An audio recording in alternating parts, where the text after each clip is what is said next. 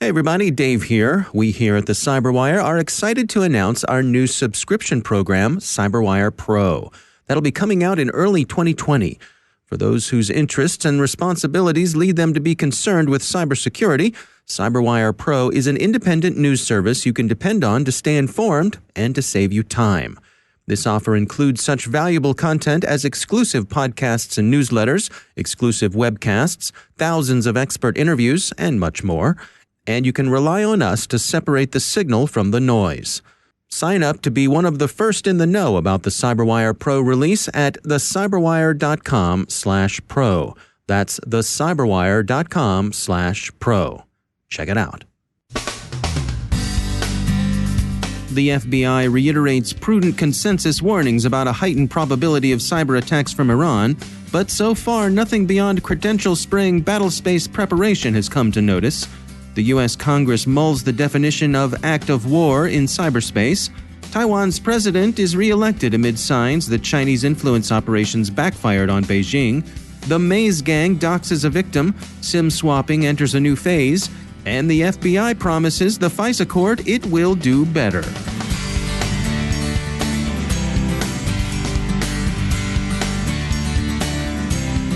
And now a word from our sponsor, Privacy Guard.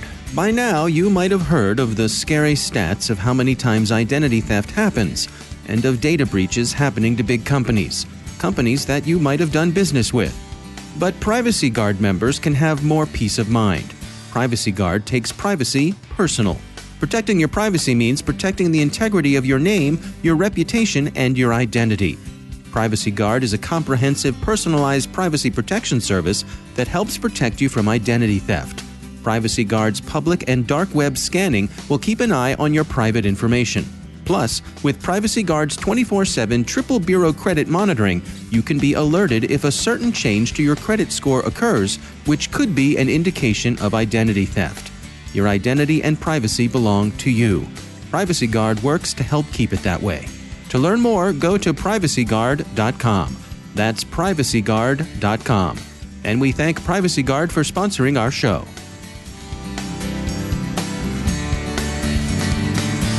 Funding for this CyberWire podcast is made possible in part by McAfee. Security fueled by insight. Intelligence lets you respond to your environment.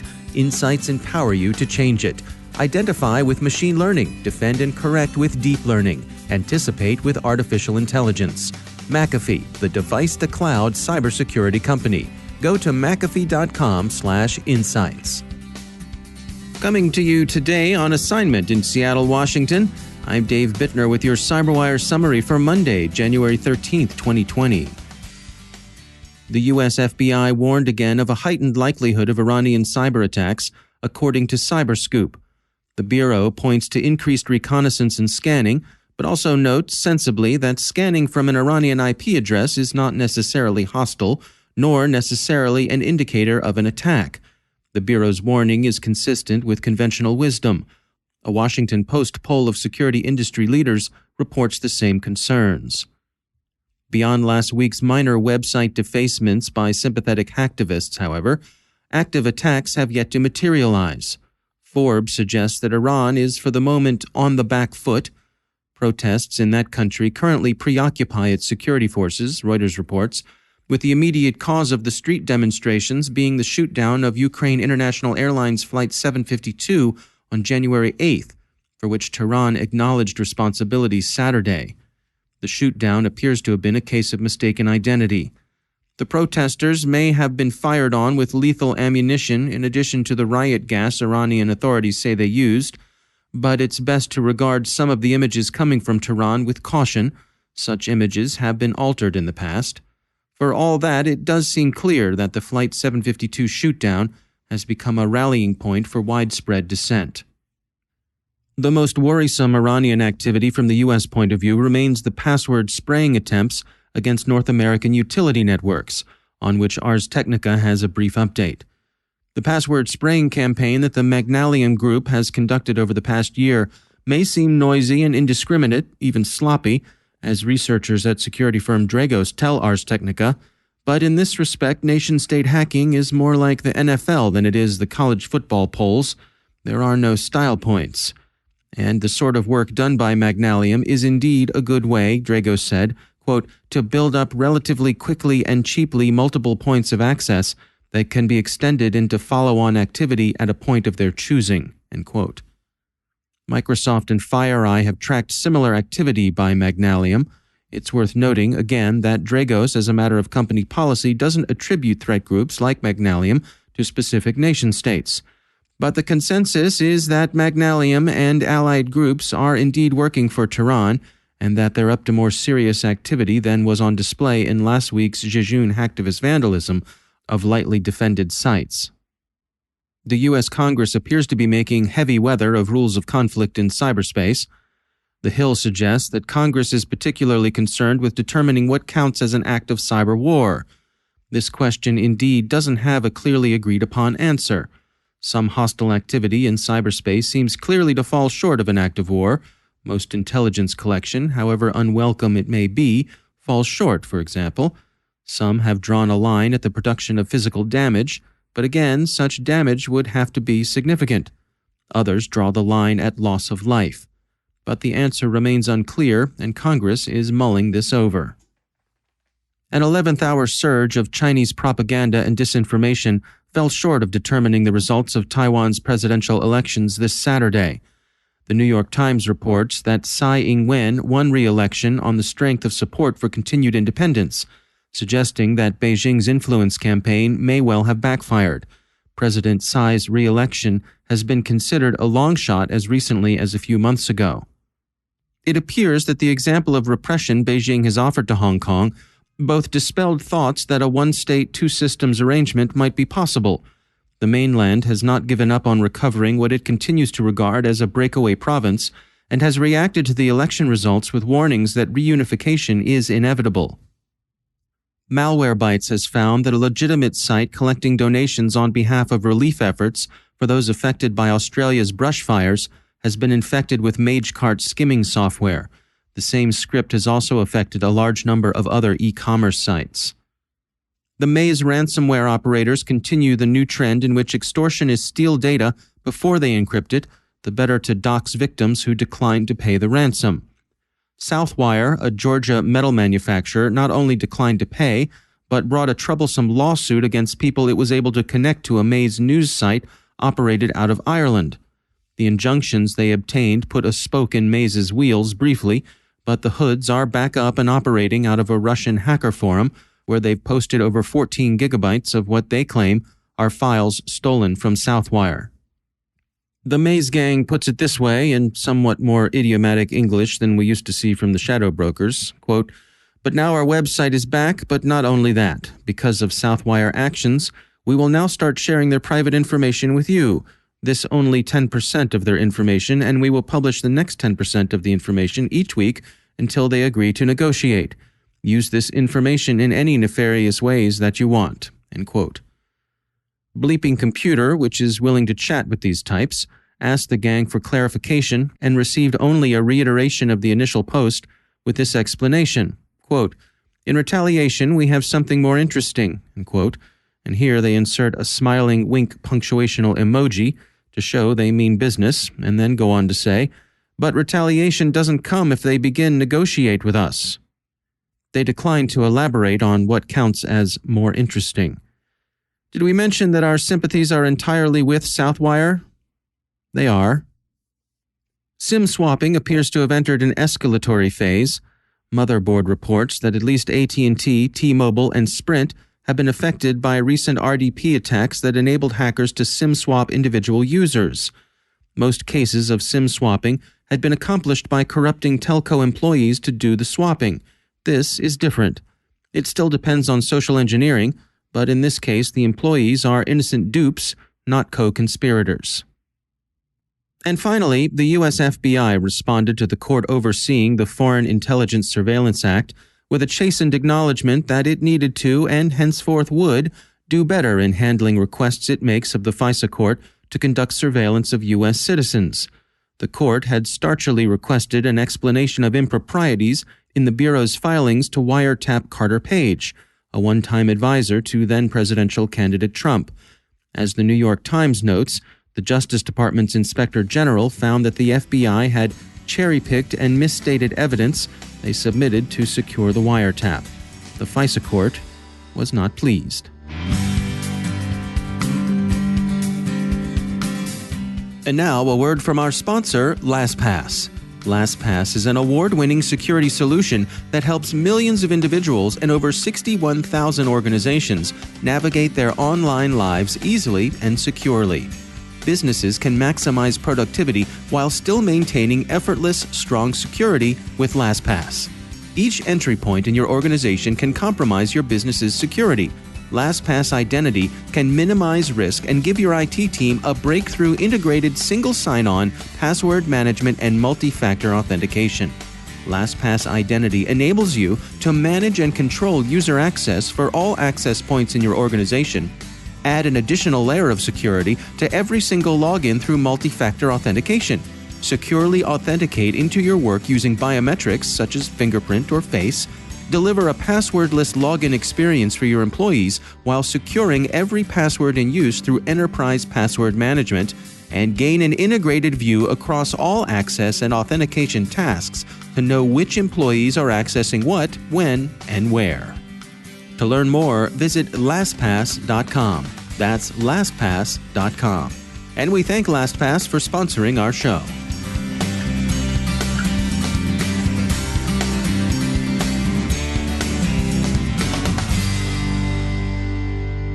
And joining me once again is Ben Yelin. He's the Program Director for Public Policy and External Affairs at the University of Maryland Center for Health and Homeland Security. He's also my co-host on the Caveat podcast, which if you have not yet checked out, what are you waiting for? Subscribe today. Ben, always great to have you back. This is an interesting story, I think, that caught both of our attention. Oh, yeah. This is from the Washington Post, written by Drew Harwell. This is colleges are turning students' phones into surveillance machines, tracking the locations of hundreds of thousands. What's going on here? So this was a real eye-opener for me. So the opening anecdote is about this IT professor at Syracuse who has placed 7 small Bluetooth beacons around the auditorium in which he teaches his class. And when students enter that auditorium, their phones ping those Bluetooth devices, and that's the way they register the attendance, and they can get extra credit for registering their attendance in that way. And then, of course, the stick to that carrot is if they're not there, then the professor is going to know because their phone hasn't pinged. And this gets to a broader trend in colleges across the country about tracking students through their smartphones, through their devices. There have been companies who have come up with systems in which the administration and various professors can track students' college experience, how often they're going to the library, whether they're missing meals at the dining hall, things that are somewhat personal. And when they talked in this article to school administrators, school administrators would defend this type of surveillance by saying, this is to protect the integrity of our student body. It's to identify students who are potentially at risk. At risk of what? So if they're, never coming out of their dorm, you could potentially identify anxiety, depression, potentially suicide. Right. If they're not showing up at the dining hall, and that's the only food option, that's something that could be eye-opening to an administrator or his or her parents. If they're getting failing grades and they're not showing up to class and not showing up to the library to study, then that's certainly eye-opening as well. So you can understand why, from an administrator's perspective and even from a, perhaps overbearing parent's perspective, this could be useful. The reason it sticks out to me is if this gets broader, if this goes beyond the limited number of universities mentioned in this article, kids are not going to be able to be kids at college just because everything is going to be tracked. I just think you have to weigh the benefits of being able to identify risk among students with, the chilling effect this would have on kids being able to learn proactively, to sort of be themselves, discover themselves. So I think you have to take all of that into consideration. Yeah, I can imagine. I remember a friend of mine, one of my roommates actually in college, was a vocal music major. So he was a singer, and as part of that, he had private one-on-one voice lessons in the music department. and he'd had a late night out, and he'd canceled his class, his one-on-one voice lessons, and he happened to be standing in the lobby of the music building and mentioned to one of his friends, "Oh my gosh, I'm so exhausted. I was out late drinking last night. I just overdid it." And looked over his shoulder, and there was his professor. Yes. Right, the cat was out of the bag, looking down upon him. He had revealed, the true reason why he wasn't able to go to his lesson.